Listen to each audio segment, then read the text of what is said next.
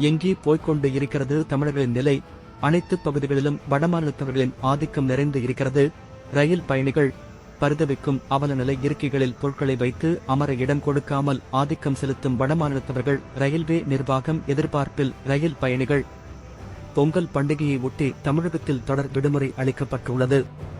இதனால் தென்னிந்தியாவின் மான்செஸ்டர் என்று அழைக்கப்படும் கோவையில் உள்ள பல்வேறு தொழில் நிறுவனங்களில் பல ஆயிரக்கணக்கான வடமாநில தொழிலாளர்கள் பணியாற்றி வருகின்றனர். இந்நிலையில் பொங்கல் பண்டிகைக்காக அனைத்து நிறுவனங்களும் தொடர் விடுமுறை அளிக்கப்பட்டுள்ளது. இதனால் வெளியூர், வெளி மாவட்டம், வெளி மாநிலங்களுக்கு செல்லும் பயணிகளின் எண்ணிக்கை அதிகரித்து கூட்ட நெரிசல் ஏற்பட்டுள்ளது. இந்நிலையில் நேற்று கோவையில் இருந்து சென்னை நோக்கி சென்ற ஒரு ரயிலில் சாதாரண பெட்டியில் நிற்பதற்கு கூட இடமில்லாமல் கூட்ட நெரிசலில் சிக்கி பயணிகள் தவித்தனர்.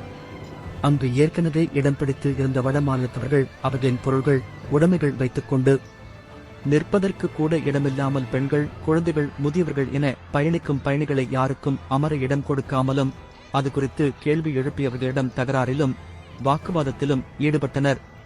பொருட்களை வைத்துக் கொண்டு அமர இடம் கொடுக்காமல் மனிதாபிமானமற்ற முறையில் நடந்து கொண்ட வட மாநிலத்தவரின் செயலைக் கண்ட அந்த ரயிலில் பயணம் செய்த ஒருவர் ரயில் பயணிகளின் இந்த நிகழ்வை தனது செல்போனில் வீடியோ பதிவு செய்து உள்ளார்.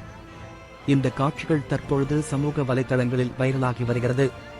மேலும் ரயில்வே நிர்வாகம் இதுகுறித்து தகுந்த நடவடிக்கை எடுத்தால் மட்டுமே அனைவரது ரயில் பயணமும் இனிமையாக அமையும் என்பதே அனைவரின் எதிர்பார்ப்பாக உள்ளது.